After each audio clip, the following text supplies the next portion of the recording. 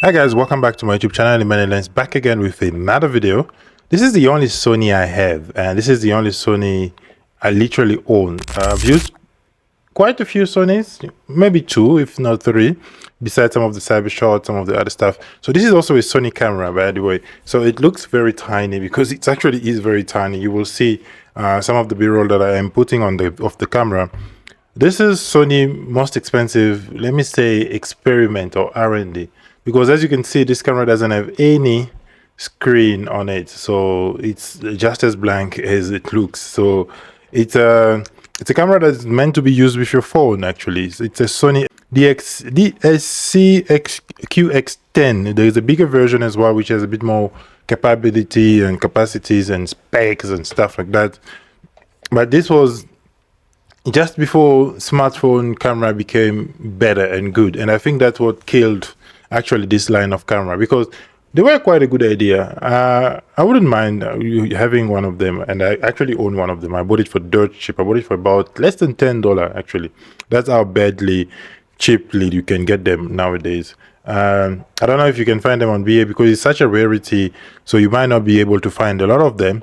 But this was Sony super expensive R&D, and I don't know how they got to a point of getting to make this camera, because as you can see, it just has so many disadvantages in terms of a camera. You can't use this camera on its own. You literally have to strap it to a phone to use it. You can, because there is a shutter button and there is also a zoom rocker, but you won't know what you're taking a photo of. So you need a screen in any ways to be able to do that. So you have a multi plug here on the side, which you can use for USB and well as HDMI. I think never used it for HDMI, generally just for USB to update the software.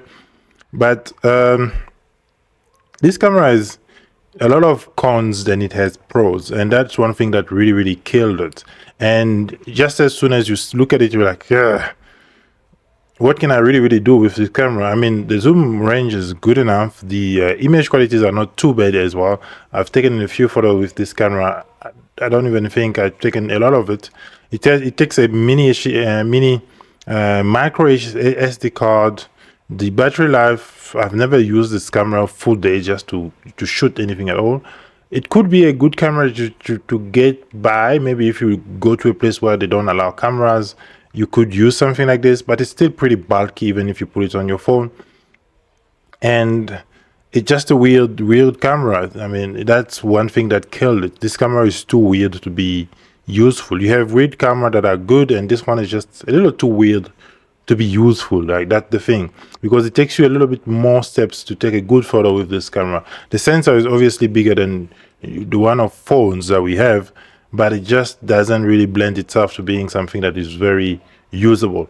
And I think that's one thing that killed it. I think it's not a very usable camera, and that's one thing that users want to have. You want something that is user friendly.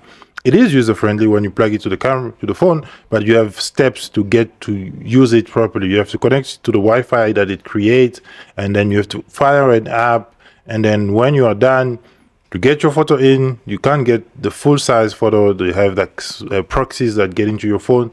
If you need the full photo, you still have to take out the memory card or connect it to your phone, to your camera, and it's connected via.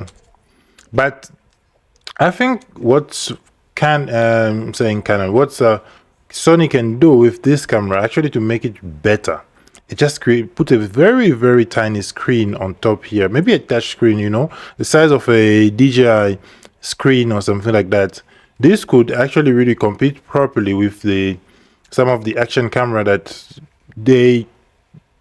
are coming around, because you have a zoom range that is decent here. Obviously the aperture is variable because it's 3.3 to 5.9. I think with the newer technology that Sony has, and a lot of the specs that they're putting on the camera, they can definitely revive this tiny range of cameras. This is how it switches on, and this is how far it can go. Let's just show you guys on the screen. Oh, by the way, it's a 16 megapixel camera. It looks very gimmicky more than anything, actually. That's the thing that you can actually say about it. It's more gimmicky, and As soon as I bought it, maybe just used it once as a novelty thing, because I didn't really pay so much about it. I didn't feel like I was losing money on it. But it's good to have this sort of quirky camera with you. Sometimes just something that can start a conversation. This is a good conversation starter. It has a quarter 3mm thread here, which you can actually use it on a tripod as well. But it just looks very weird, to be honest, as a camera. It's very circular, it's very small. You can literally hide it in the palm of your hand.